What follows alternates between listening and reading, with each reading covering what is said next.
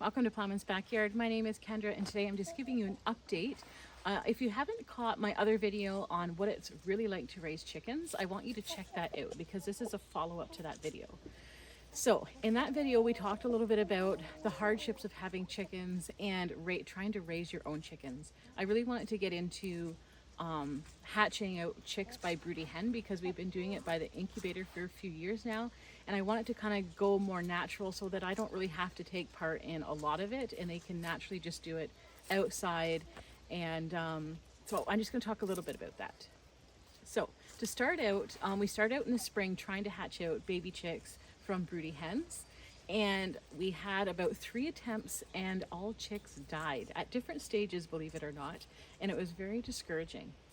Now it is fall, it is mid-October, close to the end of October, and actually we have 2 Broody Hens that successfully hatched out their own chicks. So we have 5 chicks right now.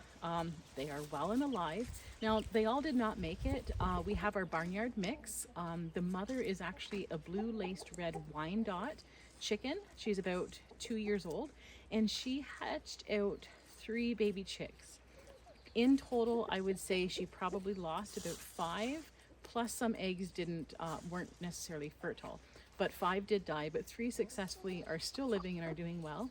The other hen is a partridge Chanticleer chicken, in which we purchased these birds last year and purposely bought them so that they would be broody.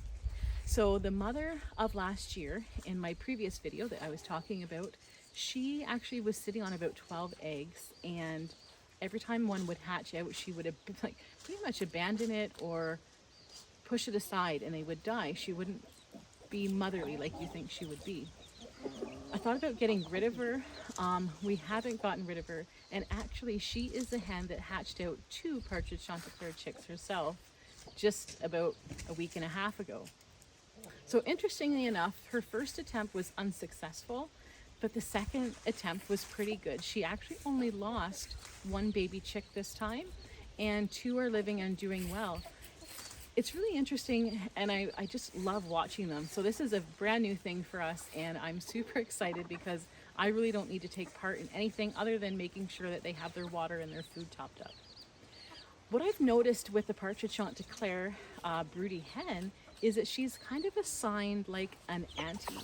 So I don't know if that's normal, but there is one hen only she allows to be around the chicks, and the chicks follow the auntie around, and she's allowed to eat from the same feed bowl and water, but the mother will not allow any of our other 4 Chanticleer hens anywhere near her chicks or the food. So I thought that's kind of interesting and really neat to observe, and it's only one specific hen she allows near.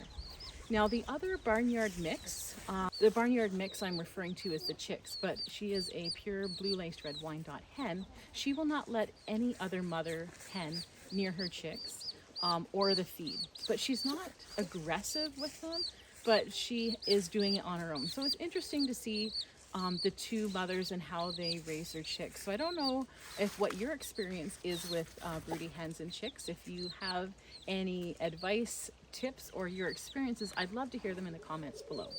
So in the other video, I talked about how I intervened, which I did. I was like, okay, our nest boxes, because we've always built our nest boxes up off the ground, and I was always intervening, like, okay, the chicks are born, they've been born a day or 2, they need water, they need food, I got to take the chicks and put them down below, because how else are they going to get there? They're going to hurt themselves if they fall. I don't know if they can fly. You know, I've never done it naturally outside. I've always babied them inside in our little brooder, and I've looked after them. I thought about putting nest boxes on the ground, and I still think I'll do that. But it's interesting, I will tell you, one of our nest boxes is about 2 feet off the ground, maybe close to 3. The other one is about 1 to 2 feet off the ground. We came out, I would want to say it was around day 3 or day 4, and I'm like, okay, we're going to need to move these hens. Again, I wanted to interfere, but I didn't. So the next day we came out, surprisingly enough, all of the chicks and the mother hen were all on the ground, safe, sound.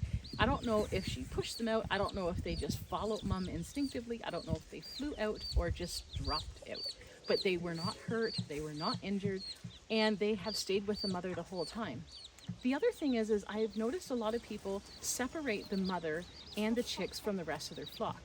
Like I said, I wanted to do this au naturel and just let nature take its course. I have not removed the chicks or the broody mother hen from our flocks. We have two separate flocks, a barnyard mix, which is just random varieties. Like we've got pure mothers and a pure buff Orpington rooster, and they have just created new babies.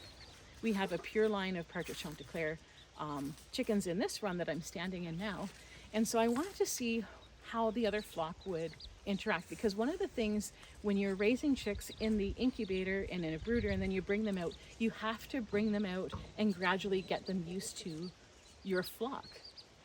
So I'm like, why would I remove a mother hen and her broody chicks from the flock and then try and introduce them in the middle of winter? Doesn't make sense to me. So I'm like, again, I'm just gonna let nature take its course, because when I intervene, things don't seem to go right. So what I did this time around is I have left them all. The mother will actually chase away the other hens and the roosters. And this happened on day 1 and day 2. And ever since day 2, she has not had to do that. So they know now that their mother is protecting them, but all the hens and the roosters were so curious of these little chicks. Some of them tried to peck them the first day. I really couldn't watch some of it, but the mother was very protective of her chicks. And so far, they are just out mingling. The chicks are running around on their own, still follow mom around quite a bit, but they can go off and with the other hens and the other roosters, and they don't bother them now. So this is something that I've learned just from experience just this time, is like, you know what, leave them in. I'm curious to see how they do as they grow and how the mother is going to kind of wean them off to, you know, say, I've had enough, move on your own. I'm curious to see how that's going to go, but I thought I would update you on my outcome of how this has been. I'm actually surprised that of all times of the year, they are hatching out in the fall. I know chickens tend to go through like a fall molting. And I was kind of nervous. I'm like, it's getting on into the colder temperatures, the minuses now. What am I going to do for winter? But the mother seems to be doing such an awesome job at keeping them warm. Both mothers are doing fantastic. I'm going to update you periodically as they grow older and at different stages. When I notice the mother's weaning them off, I'll give you an update on how she does, both mothers, how they do, and how they're a little bit different from one another. But so far, I'm amazed at what she's doing. You know, she's basically, mother is using the chicks' feeder and the chicks' little waterer. The first time I brought the little water jug out for the chicks, I'm like, how are they going to know? Mother went up, started drinking from the chicks' water, and the chicks followed her. So it's just, I'm loving it. I love it. Just watching how they interact. It is so cool. So once again, thanks for joining us here at Plowman's Backyard. I hope you enjoyed the video. Like I said, check out the previous video to this so you kind of understand where I'm coming from when I say, you know, this is an update and kind of what I'm doing differently this time. I'm not intervening at all. I am just letting nature take its course, and you know, it's working out. So if you're discouraged and not sure how to raise chicks from broody hens, keep watching, and don't forget to check out our other videos and keep watching, because we're going to have some updated videos on how the progress grows as they get older and how mom's going to wean them off. So thanks for watching, and hope you enjoyed it.